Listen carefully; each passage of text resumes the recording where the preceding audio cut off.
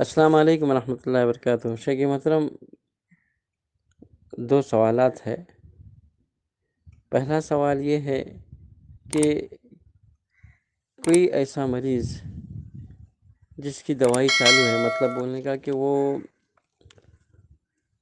ہے الحمدللہ صحت مند، لیکن کچھ اس کے دوائیاں چالو ہے۔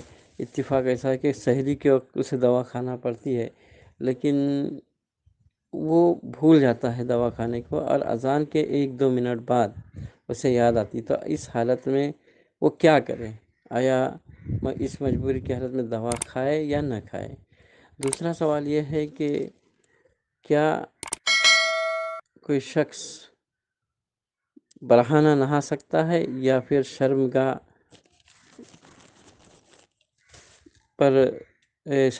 چھپانا ضروری ہے؟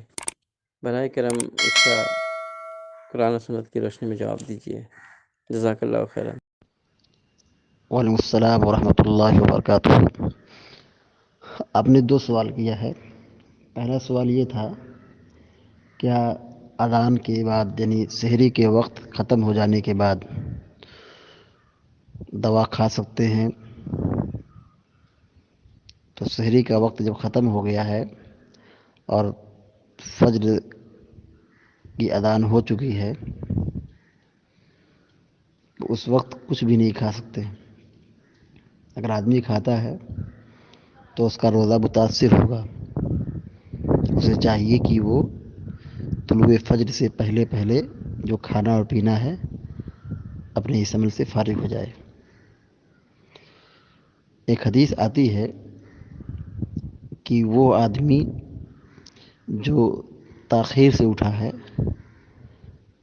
اور سحری کر رہا اذان ہو گئی ہے تو اس کے پلیٹ میں جو لقمہ ہے اسے ضائع نہیں کرنا چاہیے، اسے جلدی سے کھا لینا چاہیے۔ تو یہ مجبوری کی صورت میں ہے، نہ کہ عادت کی قبیل سے ہے کہ آدمی تاخیر سے سحری کرے اور اذان ہو جانے کے بعد کھاتا پیتا رہے۔ تو سحری کے وقت جب ختم ہو چکا ہے اور فجر طلوع ہو چکی ہے، اس کے بعد کھانا اور پینا حرام ہو جاتا ہے۔ اگر اس کے بعد آدمی کوئی کھاتا ہے تو روزہ ٹوٹ جائے گا۔ دوسرا سوال آپ نے یہ کیا تھا، کیا ننگا کوئی آدمی نہا سکتا ہے؟ دیکھیے، اگر حمام کی بات ہے یعنی پردے کی بات ہے تو ننگے نہانے میں کوئی ممانعت اور حرمت تو نہیں ہے، لیکن یہ کوئی اچھی بات نہیں ہے۔ آدمی اپنے جسم کا پردہ کرے، اللہ سے حیا کرے، یہ افضل طریقہ ہے، یہ بہتر چیز ہے۔ لیکن ننگا اگر کوئی نہا لیتا ہے تو یہ حرام نہیں کہا جا سکتا ہے، کیونکہ یہ پردے کا معاملہ ہے۔ لیکن یہ عریانیت اور ننگا پن اگر باہر ہو، یعنی آدمی کھلے طور پر نہا رہا جہاں لوگوں کی نگاہ پہنچ رہی ہے، تو ایسی صورت میں اس طرح نہانا حرام اور ناجائز ہوگا۔ لیکن اگر حمام کے اندر نہاتے ہیں تو نہانا یہ حرام نہیں ہوگا۔ البتہ اتنا کہہ سکتے ہیں کہ ادب اور حیا کے یہ خلاف ہے۔ آدمی کو ہر جگہ اللہ رب العالمین سے حیا کرنا چاہیے اور ستر پوشی کا اہتمام کرنا چاہیے۔